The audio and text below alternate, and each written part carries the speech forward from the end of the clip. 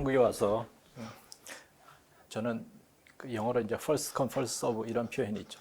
먼저 연락받는 대로 저는 무조건 다 강의 요청을 수락합니다. 그러다 보니까 제가 사실 한 일주 전에 진심으로 아침에 어떤 거울을 보면서 이 멘붕이 온 자아분열을 이제 경험한 적이 있어요.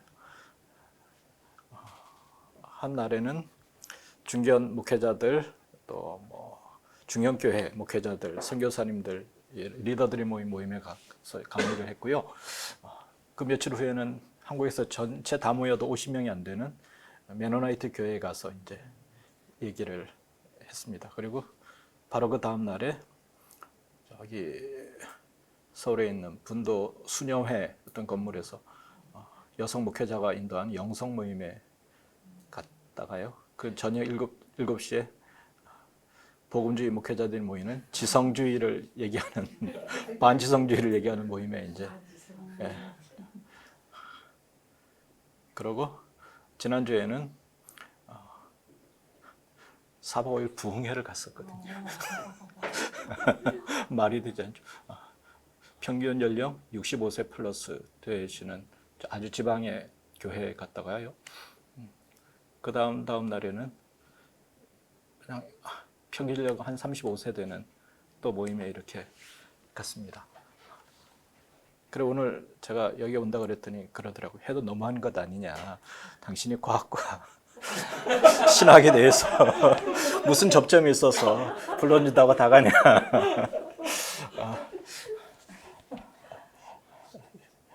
듣고 보니 맞더라고요. 그래서 이거 참 괴롭다. 근데 제가 뭐라고 뭐 가려서 가고 안 가고 뭐 제가 좀 더 유명해지면 가려서 가겠습니다만 뭐 그런 상황도 아니고 전 기본적으로 제 얘기를 듣고 싶은 곳은 어디든 간다는 게 적어도 지금까지 제 생각이어서 왔는데요. 제가 무슨 얘기를 할 수 있을까? 뭐 과학에도 특별하게 관심이 있지 않고요. 신학도 뭐 제 분야가 아니고. 그래서 처음에는 이제 홍 목사님께서 중세 시대의 과학, 중세 시대는 과학을 어떻게 보는지 뭐 이런 얘기를 좀 해주면 재밌겠다 싶어서 저도 뭐 그렇게 수락을 했었다가요. 이런 고민을 했습니다. 과신대가 지향하는 뭐 가치가 있을 것이고 특별히 과신대 목회자 모임으로 모인 분들이 지향하는 가치가 또 있을 것 같아서 제 얘기가 조금 다른 시각에서 그거에 대해서 좀 더 이런 쪽을 더 이미 하고 계시겠지만 생각할 수 있는 부분은 있지 않을까 뭐 이런 생각을 해서 제가 과거에 아직 미출간된 뭐 조금 더 다듬어서 이건 이제 아주 러프한 원고인데요.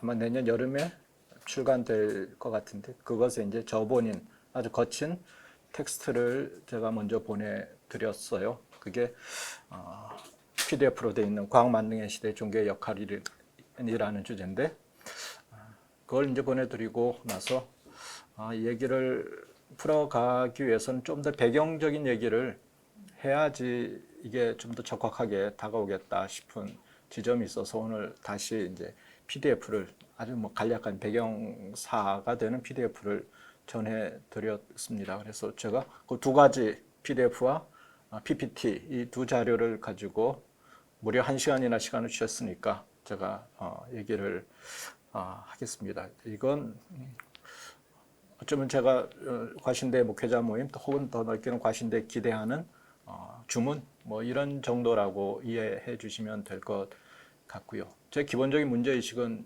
이거에서 출발합니다.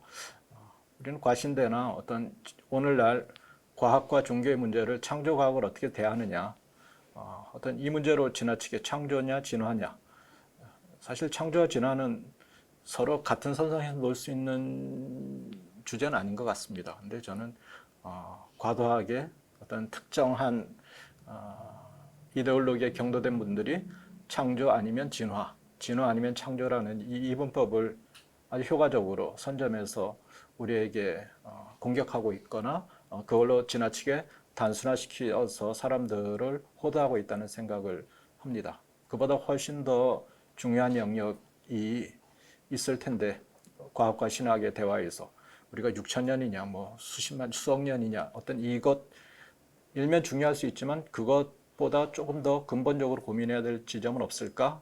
이걸 제가 오늘 이제 말씀드릴 사례는 이른바 미국의 원숭이 재판이라고 하는 그 재판이 일어났던 그 시기에 또 다른 어떤 기독교의 한 지류에서 일어났던 사례를 소개해 드리려고 합니다. 뭐 우생학이라는 걸로 연결시켜서 얘기를 할 텐데요. 그래서 조금 더 이 과학의 시대에 저는 과학이 발전하면 할수록 종교가 차지할 역할, 영역, 그것은 뭐 단순한 윤리의 영역만이 아닌 조금 더 종교가 고민해야 되는 영역이 있지 않을까 이런 생각을 합니다. 그래서 과신대에서도 저는 훨씬 더 그런 영역의 공부들을 많이 하실 것 같고 제가 어수선하는 거지만 하실 것 같고 그래서 이 얘기를 하는 게 그냥 중세의 과학 이야기를 재미나게 풀어가는 것보다는 좀 더 의미가 있지 않을까 하는 생각을 했습니다.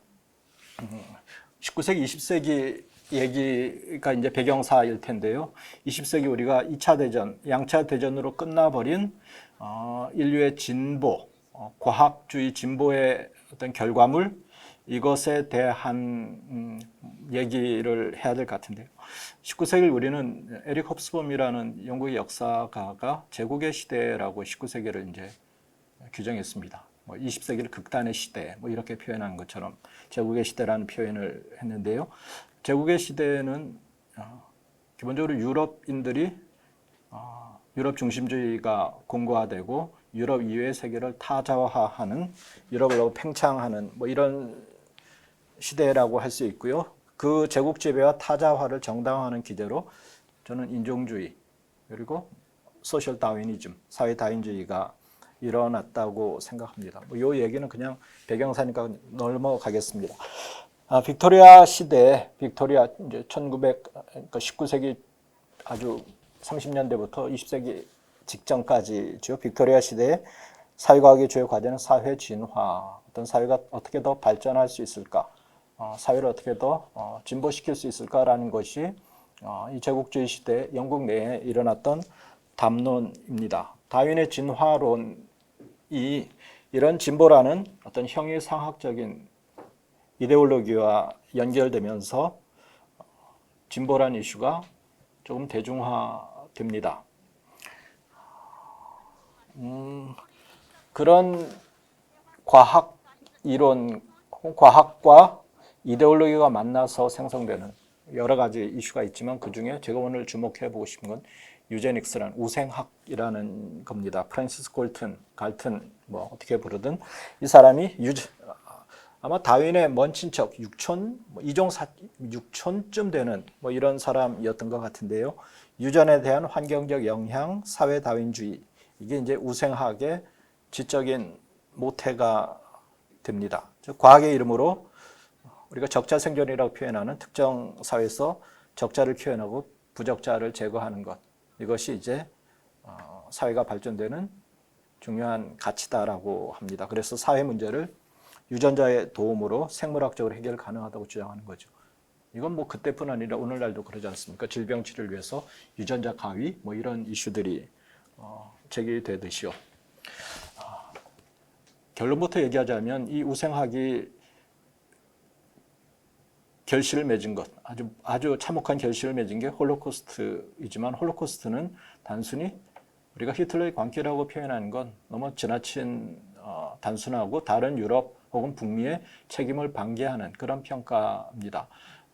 그 이전에 어떤 그 홀로코스트가 가능하게 됐던 유럽 내에 있었던 인종주의, 그 이데올로기를 우리는 먼저 훑어봐야 되는 거죠.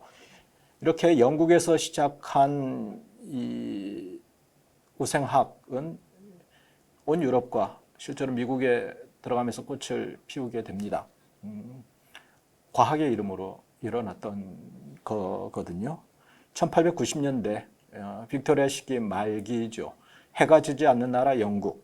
이 영국 사회 당시의 슬로건이 국가 효율이라는 것이었거든요. 이건 공교롭게도 나중에 일본 제국주의가 똑같이 이 국가 효율이라는 단어를 썼습니다. 그러니까 가장 효율적으로 국가를 어떤 제국의 팽창과 어떤 성장과 지배를 공고하기 위해서 만들어낸 이제 슬로건이었던 거죠.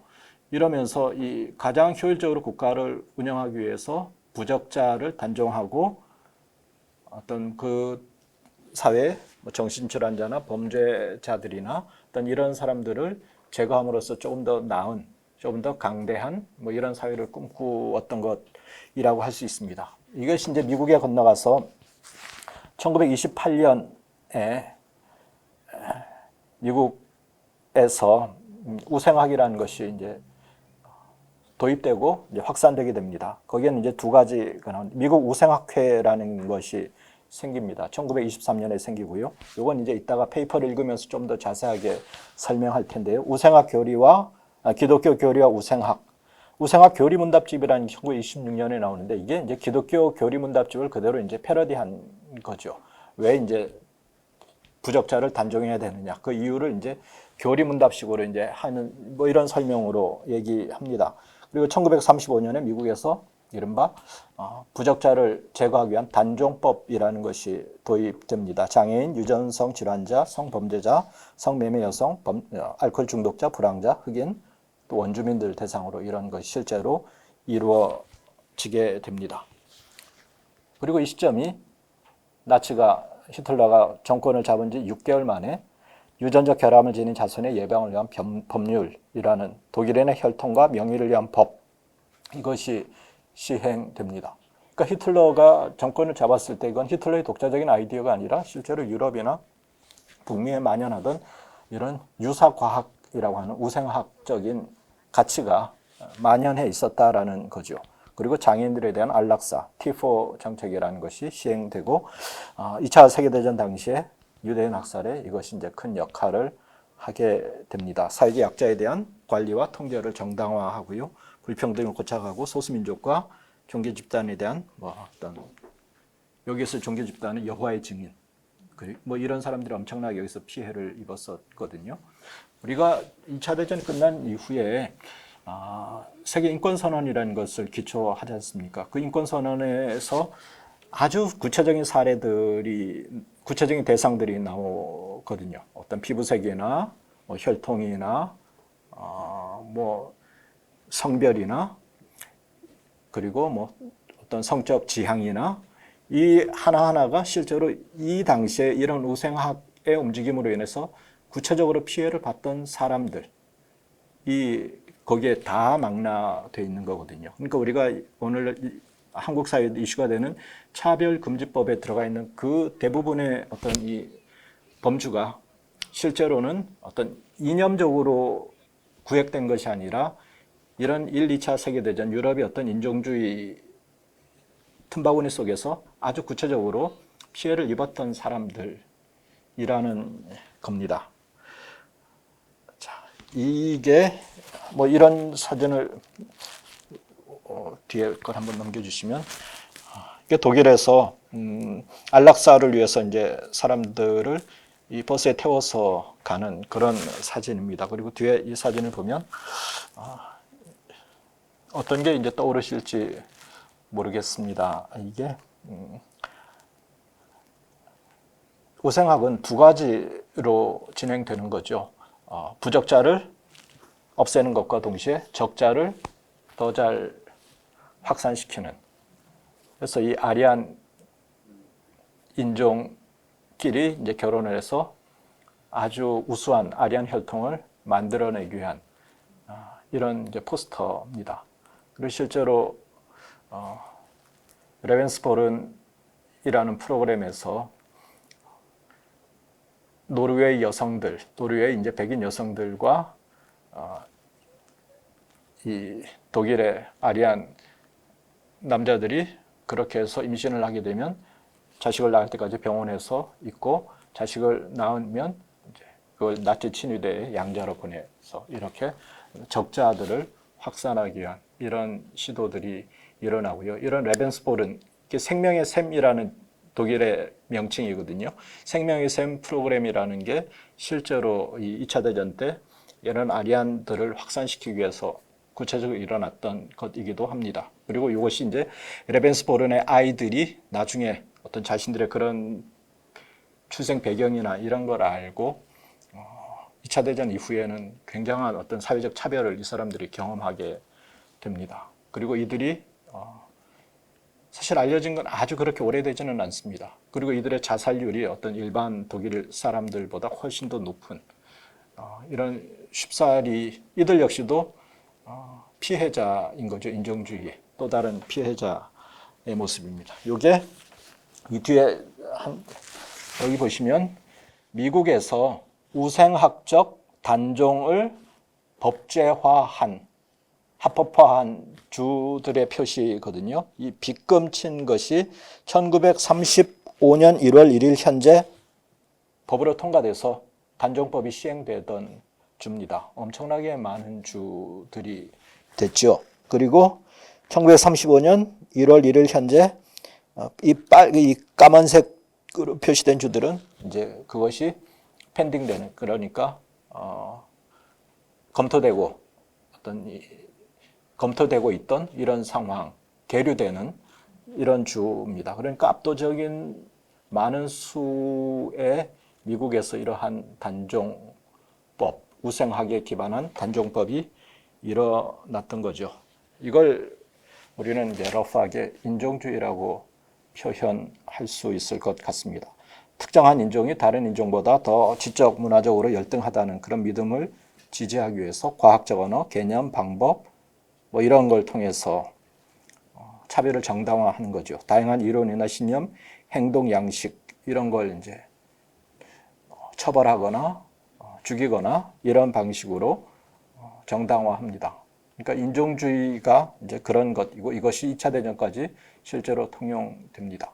그러니까 저는 차별금지법에 이건 뭐 조금 더 번지는 얘기일 수 있습니다만 이 이슈가 단순히 어떤 것을 우리가 뭐 수용하고 차별을 금지하느냐 이런 것이기도 하지만 근원적으로는 저는 이것의 뿌리를 들어가 보면 우리와 다른 어떤 뭐 혈통이나 다른 색깔이나 다른 피부색이나 다른 언어나 다른 민족 혹은 뭐 다른 성별 이 모든 것을 어떤 우리가 가진 내재적인 인종주의라는 것으로 구획하는 것 그리고 그것을 정당화하는 기제로 저는 차별금지법에 대한 이 논의를 많이 끌어가지 않나 하는 뭐 생각을 합니다. 그 인종주의는 보편적인 자연 현상이자 구체적 역사 조건을 기반으로 하는 역사적 형성물이라고 할 수 있습니다. 이게 이제 굉장히 흥미로운 뭐 사례를 하나 들 수 있을 것 같은데, 한국 같은 경우는 해방 이후에 이른바 참정권이라는 게 남녀 모두에게 다 주어졌거든요. 성인 남녀 모두에게. 근데 실제로 유럽에서 여성에게 참정권이 주어진 건 대략 1차 세계대전 중 그리고 끝난 이 시점이거든요. 왜냐하면 그 이전까지는 참정권이라는 게 개인에게 1인 1표씩 주어지는 것이기보다는 어떤 면에서는 가정 단위로 주어지는 것 뭐 이렇게 인식되는 경우가 있었습니다. 그래서 이 유럽에서 참정권이 통과된 게 가장 늦은 나라가 제가 알기로는 이제 스위스 같은데 1970년대거든요. 스위스는 이제 그런 전통들이 있었기 때문에 어떤 부부가 1인 1표씩을 행사하는 어떤 이런 거가 익숙하지 않았던 면이 있는 거죠. 각설하고 제1차 세계대전 중에 캐나다의 경우에는 여성 참정권이 통과됐습니다. 주어졌습니다. 주어진 이유가 전쟁에 간 남편들을 대신해서 여성들이 대리로 투표하기 시작하면서 여성 참정권이 들어왔고요. 그런데 그 여성 참정권을 행사할 수 있었던 사람들은 백인 여성들이었습니다. 캐나다를 세우는데 아주 크게 기여했던 중국 사람들이나 인도 사람들이 이런 유색인종들까지 보편적으로 참정권 인정받은 건 1960년대 드러난 일이거든요. 우리는 오늘날 어느 누구도 이것이 정당하다고 생각하지 않습니다만 그 당시에는 그것이 크게 문제가 없었다고 생각을 한 거죠. 그리고 참정권이 주어진 거는 우리 그렇죠. 프랑스 혁명 때도 그랬습니다만 유산자 계급에게 참정권이 주어졌고 보편적으로 내가 세금을 내건 안 내건 그것이 기준 없이 무조건적인 참정권이 주어진 건 극히 뒤의 일이라는 거죠. 그래서 여성에게 참정권이 주어졌을 때도 재산이 있는 여성 혹은 독신 여성 이렇게 어떤 남편에게 의지하지 않고 재산을 어떤 자기의 권리를 행사할 수 있는 사람들에게 참정권이 먼저 주어졌습니다. 근데 여기서 이제 어떤 이슈가 크게 벌어졌는가 하면요. 영국에서 나중에 뭐 관심 있으시면 구글에서 Famous Five라는 유명한 5명, 유명한 5인의 여성들 이런 아주 영국에서 캐나다에서 영웅적인 5명의 참정권자들, 참정권을 주장했던 사람들의 사례가 나옵니다. 그들이 이제 소송을 걸었는데 국가를 상대로 소송을 걸었는데 소송이 무언가 하면 여성도 펄슨인가?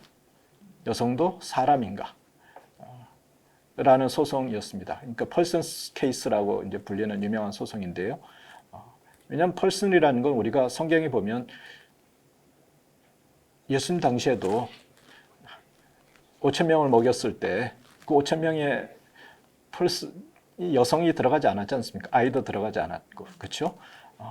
근데 실제로 이제 참정권이 주어지지 않았다라는 건 여성들이 그런 동일한 사람으로서의 권리, 재산권 이런 걸 행사할 수 있는 상황이 아니었다는 거죠. 그래 5명의 위대한 캐나다 여성들이 국가에 소송을 걸었는데 대법원에서 영국 대법원에서는 여성은 사람이 아니다라는 판결을 내렸습니다. 전통을 이제 지켜줬어요. 근데 이들이 굴하지 않고 영국의 영연방에 캐나다가 속해 있지 않습니까? 그리고 영연방, 그러니까 영국의 추미론 프리비 카운슬이라는 데 이제 다시 항소를 해서 거기서 마침내 워먼도 펄슨이다라는 이제 판결을 받습니다.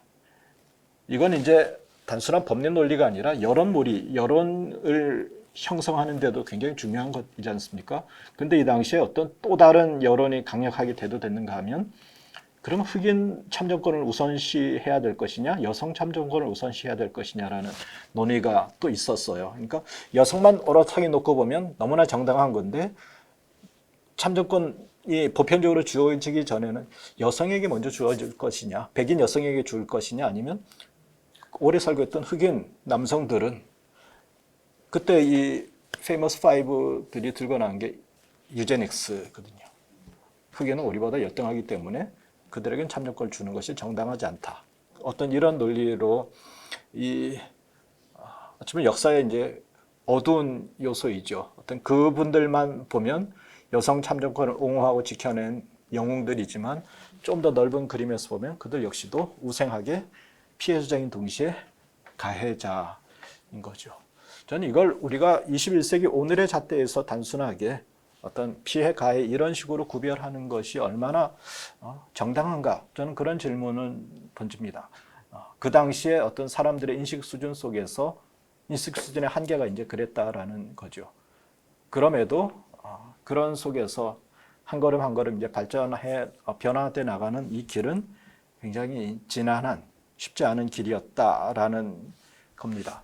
저는 이 제국주의나 2차 대전에 이것을 단순히 독일의 책임 이런 것으로 묻기보단 유럽인들이 가졌던 그런 강고한 인종주의가 드러난 아주 가장 극적이고 부정적인 폐해라고 생각되고요. 그 속에서 과학이란 이름으로 행해졌던 이 우생학 역시도 굉장히 중요한 자리를 저는 차지했다고 생각합니다. 즉 제국주의와 인종주의는 사실 별개의 문제 같지만 굉장히 중요하게 연동되어 있고 거기에 과학이란 키워드가 과학이란 이름으로 그걸 정당화하는 이런 기제들이 있었다라는 거죠. 이것이 이제 제가 대략 던지고 싶은 얘기의 배경이었고요. 그 다음에 나중에 혹시 토론할 기회가 있으면 앞서 말씀드린 대로 저는 어떤 이 과학과 신학의 대화에서 단순히 창조냐 진화냐 지금 그렇게 단순하게 생각하지는 않겠습니다만 요즘 최근에 어떤 박영식 교수님 이 이슈에서 보듯이 여전히 지금은 그 이슈에서 한치도 벗어나지 못하는 이 참 암울한 이 현상 아무런 이제 상황인데요. 이 속에서 어떤 뭐 새로운 고민으로 발전시켜 나갈까 뭐 이런 생각을 저는 했습니다. 사회 진화론적 사고가 여전히 팽배한 기독교의 현실. 우리는 진화론을 그렇게 교회에서 경원시하고 무시하고 경원시하고 위험시하고 이단시하지만 가장 진화론적인 사고가 잘 통용되는 것이 저는 교회가 아닌가 하는 좀 이율배반적인 모습을 저는 교회에서 봅니다. 뭐 이런 고민 속에서 제가 다른 텍스트를 함께 이건 읽어 보겠습니다. 과학 만능 시대의 종교의 역할은 이상하고 별나지만 아름다운 삶을 위하여. 같이 읽어보겠습니다. 20세기 초반 과학의 발전에 대한 서구 기독교의 대응은 획일적이지는 않았습니다. 기독교의 도전으로 간주해 배타하는 경우도 있었지만 적극적으로 수용하려는 태도 역시 기독교의 한 태도였습니다. 더 나은 세상과 더 나은 삶에 대한 희구, 이것이 이제 종교와 과학이 공통적으로 추구하는 가치였습니다. 그렇다면 더 나은 삶이란 무엇일까요? 질병 없는 삶일까요? 아니면 질병으로 차별을 받지 않는 삶일까요? 더 나은 사회란 무엇일까요? 질병 없는 건강한 사람들만 모인 사회일까요? 아니면 병 때문에 차별받지 않는 사회일까요? 기존에 익숙한 반진화론이라는 기독교 반지성주의 흐름과 별개의 흐름도 사실 이 속에서는 생성되었습니다. 과학을 적극적으로 수용하는 듯하지만 그 역시도 반지성주의 흐름에서 한치도 벗어나지 않는 흐름인데요. 20세기 초반 우생학은 이런 과학의 이름으로 등장했습니다. 그리스어에서 좋다는 의미를 가진 유와 점리사에 태어나다라는 뜻을 가진 제닉스가 합쳐진 이 유제닉스라는 용어는 인간의 유전 형질을 개선하여 범죄 없고 평화롭고 건강한 사회를 만들고자 하는 시도였습니다. 우생학은 두 가지로 나뉩니다. 하나는 부정적 우생학으로 부적격한 유전적 형질을 가진 사람들 사이에 번식을 막는 것이고요. 다른 하나는 긍정적 우생학으로 건강하고 지성적이며 높은 도덕윤리적 특성을 지닌 사람들 사이에 생식을 촉진하는 것입니다. 앞서 말씀드린 바와 같습니다. 하지만 사회가 임의로 인간의 종의 확산과 억제를 결정한다는 점에서 부도덕한 것으로 국가에 의한 인권 침해이자 차별의 정당화입니다. 또한 우생학의 결과로 생겨난 강제 불임 수술과 시설 수용은 시민으로서의 권리를 침해하는 것이었습니다. 누가 무슨 기준으로 개인의 유전적 결함을 규정하는가, 이것도 이제 이슈이기도 합니다. 한때 인간 미래에 대한 낙관적인 견해를 가진 이들의 착오적인 시도였다고 치부하기에는 우생학이 남긴 아픈 흔적이 작지 않습니다. 21세기 생명공학의 발달로 인한 유전자 편집이나 맞춤형 악의와 같은 첨예한 윤리적 문제가 대두되는 시점에서 한 세기 전의 우생학은 그저 과거의 일만은 아닙니다. 과학의 외피를 쓴 우생학이 종교와 만나 유사과학의 성격을 띠며 빚어낸 인종주의의 결과는 과학세계 속에서 종교가 취해야 할 태도가 무엇인지에 대한 깊은 고민을 던져줍니다. 프란시스 콜턴과 우생학의 탄생. 모든 생물계는 시간이 지남에 따라 변화하여 새로운 종이 나타나 생물 다양성이 증가한다는 다윈의 진화론은 과학계의 담론으로만 머무지는 않았습니다. 허버트 스펜서는 변하는 환경에 적응하는 생명체만이 특정 시대에 생존할 가능성이 높다는 적자 생존을 주장했습니다. 한 걸음 더 나아가 더 나은 세상을 만들기 위해서는 인간 세계도 자연계와 마찬가지로 자연 도태를 활용해야 한다고 주장하는 사람들이 생겨났습니다. 그중 한 사람이 다윈의 이복 사촌인 우생학의 창시자 프랜시스 콜턴입니다. 그는 우수한 형질의 번식을 장려하고 부적합한 형질의 번식을 방지함으로써 더 나은 인간 사회를 만들 수 있다는 신념을 가지고 있었습니다. 그는 인간의 고유한 특성은 자라온 환경이나 경험이 아니라 타고난 생물학적 유전의 결과라고 보았습니다. 그는 유전적으로 우수한 형질을 가진 사람들이 더 확산되어야 사회가 변화된다고 믿고 정부가 적극적으로 개입해야 된다고 주장했습니다. 콜턴은 당시 영국의 가난한 빈곤계층 사람들이 더 자녀를 많이 낳는 데 비해 부유한 중산층 계급의 출생률이 떨어지는 현실에 우려했습니다. 우생학에 대한 그의 비전은 마치 종교적인 신념과 유사했습니다. 콜턴은 우생학의 필요를 강조하기 위해 신약 성서의 달란트 비유를 인용했습니다. 사람은 누구나 태어나면서 각기 다른 재능을 부여받습니다. 어떤 이는 많은 재능을 가지고 태어나고 어떤 이는 그렇지 않죠. 10달란트 받은 자의 책임은 자신에게 맡겨진 그 달란트를 활용하여 더 많은 수익을 창출하는 것입니다. 그렇게 될 때 주인에게 착하고 충성된 종이라는 인정을 받을 수 있습니다. 이런 콜턴의 우생학은 대서양 건너 미국에서 그 세력을 확고히 합니다. 우생학이 주장하는 유전자 결정론을 열렬히 수용한 미국에서는 과학자들을 포함한 다양한 지식인들과 정치 지도자들의 지지를 받습니다. 열등하거나 위험한 유전자를 가진 사람들이 태어나면 범죄와 같은 사회 문제가 증가할 것이라는 두려움이 촉매가 되었습니다. 가족과 나라를 상징하는 나무가 잘 자라 열매를 맺기 위해서는 불필요한 가지를 제거하는 전정, 가지치기가 필요하다는 유비가 사용됐습니다. 이렇게 과학의 옷을 입은 공포 마케팅은 대중들에게 각종 우생학 관련 서적과 육아 매뉴얼, 신문 잡지뿐 아니라 연극이나 영화들을 통해 대중문화 속으로 스며들었습니다.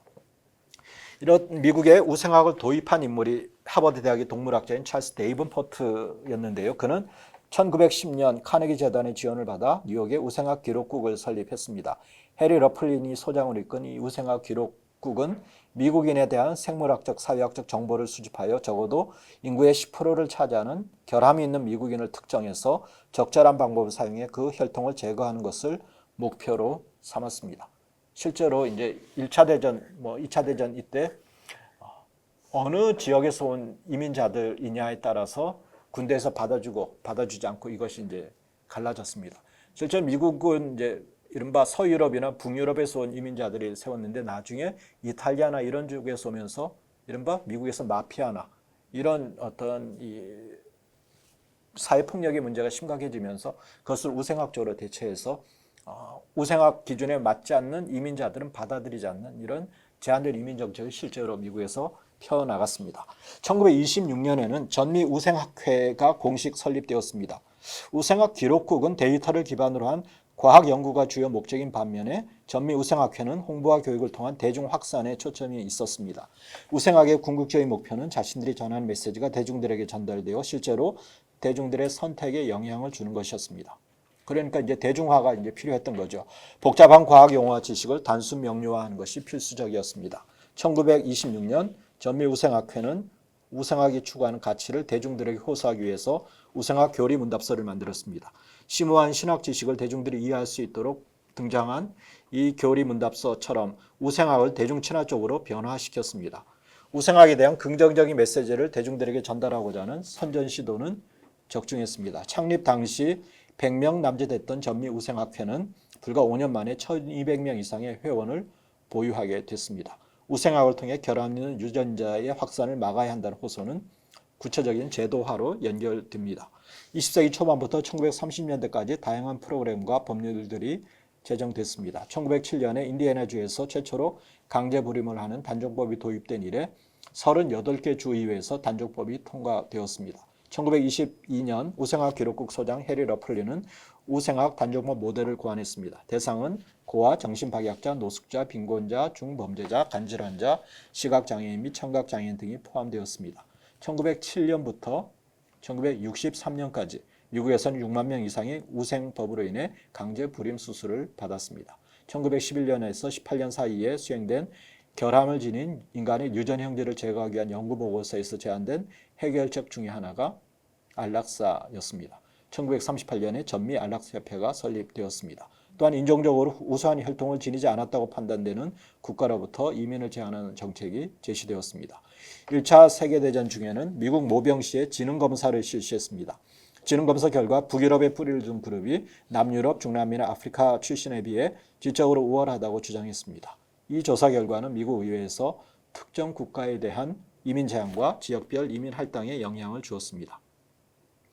이 과정에서 종교의 역할이 대두됩니다. 20세기 초반 수십 년 동안 우생학은 진보 개신교, 유대교 주류 및 일부 가톨릭에서 번창했습니다. 그 중에서도 개신교는 가장 많은 수가 가장 열정적으로 참여했습니다. 그리고 우생학에 참여하는 개신교 목회자들은 주로 신학적으로 자유주의자들이었습니다. 그들은 우생학을 과학의 한 발전 형태로 수용했습니다. 과학의 발견을 두려워하거나 회피하기보다 인간 생활을 얽어매는 장애물을 제거하고 해방할 수 있도록 과학을 적극적으로 수용하는 것이 인도주의적이라고 받아들였습니다. 이는 사회 진보를 추구하는 사회 복음에 뿌리를 두고 있었습니다. 미국 개신교에서는 세속 문화에 대한 다양한 견해차가 있었습니다. 이른바 현대주의자들은 세속 문화의 긍정적인 면에 주목했지만 종교 근본주의자들은 모든 세상의 문화를 타락한 것으로 이해했습니다. 이미 19세기 말 영국과 미국에서는 그리스도교가 이 사회 문제에 함께 아파하고 사회 변혁에 적극적으로 동참해서 이 땅에 하나님의 나라를 만들자는 사회복음이 소개됐습니다. 1917년 발터 라우셴부시는 사회복음 신학을 저술해서 사회복음의 길을 제시했습니다. 그것은 바로 인간 사회에 존재하는 부패와 타락상, 항구적인 억압과 강요의 사슬을 끊기 위해 적극적 활동을 통해 사회 진보를 이루는 것이었습니다. 사회복음의 신학은 매춘과 같은 성적 부도덕을 없애고 도시 속에 만연한 악을 근절하기 위한 운동으로 이어졌습니다. 그런데 우생학 왜 이러한 진보 종교 지도자들이 그렇게 매력적이었을까요? 언뜻 보면 종교와 우생학의 만남은 기묘하기 그지없습니다. 강제 불임 수술이나 안락사 등은 더 나은 사회를 만들기 위한 명분하에 취약한 상태에 있는 개인의 존엄을 짓밟는 행위입니다. 그럼에도 우생학과 종교가 공유하는 가치는 옛 사람을 벗어버리고 새 사람을 만드는 데 있습니다. 우생학이 던진 메시지는 만약 사회 문제의 핵심이 환경과 같은 후천적인 것이 아니라 유전과 같은 선천적인 것이라면 어떻게 될까 하는 것이었습니다. 우생학자들은 현대사회 문제인 빈곤, 범죄, 매춘, 알코올 중독 등을 개인의 도덕적 실패가 아니라 과학적으로 해결할 수 있는 문제라고 인식했습니다. 만약 이것이 과학적인 문제라고 결론 내려진다면 교회는 무슨 반응을 해야 할까요? 바로 여기가 개신교를 포함한 미국의 주류 종교가 우생학의 메시지에 오도된 지점이라고 생각합니다. 유전적으로 결함 있는 영혼을 개선하기 위한 시도를 목회자들이 하지만 타고난 자질을 변화시키는 것은 무의미한 시도입니다.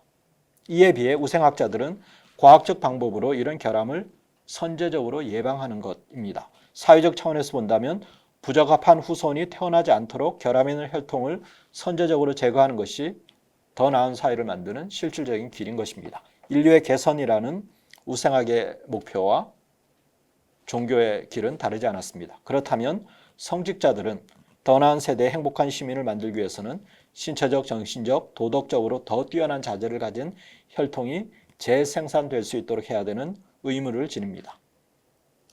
이런 논리로 우생학은 종교라는 든든한 후원자를 확보하게 되었습니다. 아니, 우생학은 곧 다른 형태의 종교가 되었습니다. 1926년에 전미우생학회는 우생학 설교대회라는 걸 개최합니다. 제도 종교와 우생학을 연결하여 우생학을 대중적으로 확산하려는 목적이었습니다.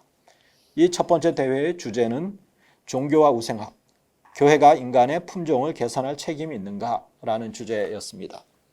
교회나 유대교 회당에 있는 청중을 대상으로 이 주제로 설교를 하고 실제로 이제 그 설교한 텍스트를 원고를 제출하는 것이었습니다. 이 대회는 종교계의 뜨거운 반응을 이끌어냈습니다. 이 대회를 위해 200편 이상의 설교가 행해졌고 그중에 70편을 심사했습니다. 거의 모든 개신교파에서 참가자들이 나왔고 유대교 랍비들도 참여했습니다. 찰스 데이븐포트가 이 대회 심사를 맡았습니다. 설교 참가자들은 교회와 성직자가 현대과학이 제시하는 우생학의 메시지를 전달하고 구현하는데 협력할 책임이 있다. 교회의 사명이다라는 자의식을 공유했습니다. 그래 대부분의 설교는 어떤 그것의 과학적 내용에 치중하기보다는 우생학이 던지는 사회 개선의 메시지에 초점을 맞추었습니다. 또한 우생학으로 대표되는 과학과 종교가 양립할 수 있다는 믿음이 있었습니다. 꽤 의외입니다. 1920년대 미국 개신교는 이른바 원숭이 재판이라고 불리는 다들 잘 아실 스콥스 재판으로 대표되곤 합니다. 진화론을 공립학교에서 가르친 것이 금지된 테네시주에서 수업 시간에 진화론을 가르친 과학교사 스콥스가 재판에 회부된 이 사건은 당시 미국 개신교의 근본주의적 성향을 보여주는 상징적인 사건입니다. 그런데 동시대에 종교와 과학의 양립을 주장하는 자유진영이 보여준 모습은 또 그대로 무척이나 생경합니다. 신학적으로 자유주의적이고 현대주의적인 성직자들은 전통적인 교리나 성서의 무호성 등과 같은 원칙을 포기했기 때문에 우생학을 지지할 가능성이 높았다. 이렇게 평가되는 것 역시도 흥미롭습니다. 미국 근본주의자들은 진화론을 반대하기엔 근거로 성서를 들었습니다. 마찬가지로 아마추어 우생학자인 성직자들에게 성서는 우생학과 종교의 정서를 연결시키는 권위를 지닌 토대였습니다. 노아의 홍수를 인류 탄생 1500년이 지난 후 구제할 수 없을 정도로 타락한 인간 종의 제거로 읽는 것입니다. 소돔과 고모라의 멸망이나 가나안 종족에 대한 심판 역시 부패하고 타락한 종족이 부적합한 자손을 남기는 것을 막기 위한 것, 이렇게 이제 해석한 겁니다. 성서 속의 유대인들은 예루살렘 멸망 후 2000년 이상 흩어져 변천하면서 생존했습니다. 역사 속의 여러 박해 속에서도 살아남은 이 유대인의 존재는 우생학의 성공 사례다, 이렇게 이제 언급되곤 했습니다. 많은 우생학자들이 유대인들의 인종적인 순수성과 유전의 힘을 높이 평가했습니다. 그런데 역설적이게도 유대인의 인종적 우월성을 주장하는 종파주의적 해석은 유대인들이 그 어떤 민족보다 더 육체적 정치적 결함이 많은 인종이라는 반유대주의를 형성하는 데 활용되기도 했습니다. 홀로코스트는 바로 이 후자의 프로파간다의 결과이죠.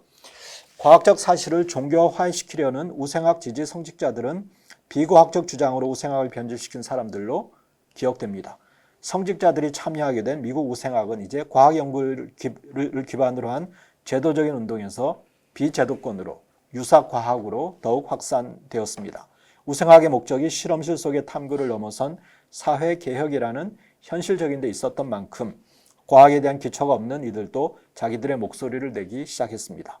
아마추어 우생학자들이 우생학의 대중적 확산에 기여했기 때문에 초기부터 우생학계에서는 이들과 협력에 지속적인 관심을 보였습니다. 전미 우생학회 산하의 위원회 중에 가장 활발한 위원회가 성직자와의 협력위원회라는 위원회였습니다. 우생학과 개신교의 만남은 어디서부터 잘못된 것일까요? 과학 발전과 진보의 시대 담론에 종교 지도자들의 위신이 이제 위협을 받았습니다. 그래서 극단적으로 이런 현대주의의 도전 앞에서 근본주의의 시각으로 돌아서는 이들이 있는가 하면 신학이라는 틀을 벗어버린 또 다른 극단의 선택지가 제시되었습니다. 후자를 선택한 이들은 사회개혁에 참여할 수 있는 공간을 마련했습니다. 사회복음으로 이 땅에서의 구원을 추구하는 그리스도인의 의무를 새로운 사명으로 받아들인 것입니다. 우생학자들이 해결하려는 사회적 문제에 집중했다는 점에서 둘은 선택적 친화력을 지녔습니다. 즉 우생학이나 개신교는 둘 다 더 나은 사회를 만들기 위한 공통의 목표라는 친화성이 있다는 것이죠. 우생학과 개신교의 만남은 19세기 후반부터 누적된 미국의 사회 문제와 무관하지 않습니다. 도시화와 산업화의 진행 속에 낯선 남유럽과 동유럽 이민자들의 유입, 경제 침체, 출생률 저하 및 이혼율 증가 등은 사회 불안 요소였습니다. 이런 현실에서 우생학을 지지한다는 것은 국가의 공권력에 의한 단종과 이민 제한과 같은 구체적인 정책을 교회나 그리스도인들이 적극 수용한다는 의미이기도 했습니다. 우생학은 과학 담론을 포기하고 사회 불안을 해결하기 위한 손쉬운 방편인 인종주의, 국가주의와 같은 이데올로기와 손잡게 되었습니다. 21세기 우생학 교회의 고민은 독일의 히틀러는 정권을 잡은 지 6개월 만에 유전적 결함을 지닌 자손의 예방을 위한 법률과 독일인의 혈통과 명예를 위한 법을 제정했습니다. 1939년에는 T4 프로그램이라는 장애인과 정신질환자 등에 대한 안락사를 실행했습니다. 600만의 유대인의 생명을 앗아간 홀로코스트는 극단적이지만 자연스러운 우생학의 귀결이었습니다. 우생학 운동에 참여한 종교인 대부분은 우생학이 인간의 행복을 증진시킬 것이라는 순수한 믿음에서 행동했습니다. 전통적인 종교 교리에서 벗어나 자유주의자들과 현대주의자들이 우생학 운동의 가장 열렬한 지지자가 되었다는 사실은 어쩌면 곱씹어 볼만합니다. 더 나은 사회를 추구하기 위한 추구가 종교가 지닌 사회와 약자와 타자에 대한 감수성을 앗아갔습니다. 그 이유는 무엇일까요? 그 사회는 질병 없는 사회인가요? 차별 없는 사회일까요? 생물학적 유전적 기준에 따라 자연을 통제하고 종을 규제하려는 시도는 그 어떤 미사역으로 붙이더라도 인종주의라나 혐의를 벗어날 수 없습니다. 우생학의 어두운 역사는 여전히 우리에게 남긴 과학, 종교, 윤리와 연관된 질문을 남깁니다. 우생학의 광풍이 지나간 지 한 세기가 지난 흐른 지금 우리 사회와 교회는 거의 유사한 질문과 마주하고 있습니다. 인간 게놈 지도가 완전히 해독된 지금 유전병 등에 대한 해결을 기대하고 있습니다. 유전자 가위를 가지고 인간에게 있을지 모를 치명적인 질병 유전자를 제거하여 질병에서 자유로운 인간을 만들 수 있다는 말도 나옵니다. 심각한 윤리적 문제를 수반하는 맞춤형 악에 대한 실험을 이미 수행했다는 소식도 들려옵니다.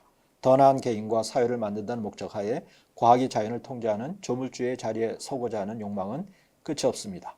또한 치명적인 질병의 예방과 치료 목적으로 유전자 공학을 활용하는 것에 대해 지지하는 목소리는 끊임없이 꾸준히 높습니다.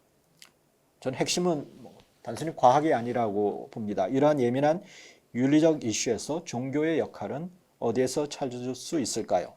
생명공학자와 윤리학자, 법학자들이 종교의 자리를 차지하여 가장 효율적인 대안을 찾아가고 있습니다.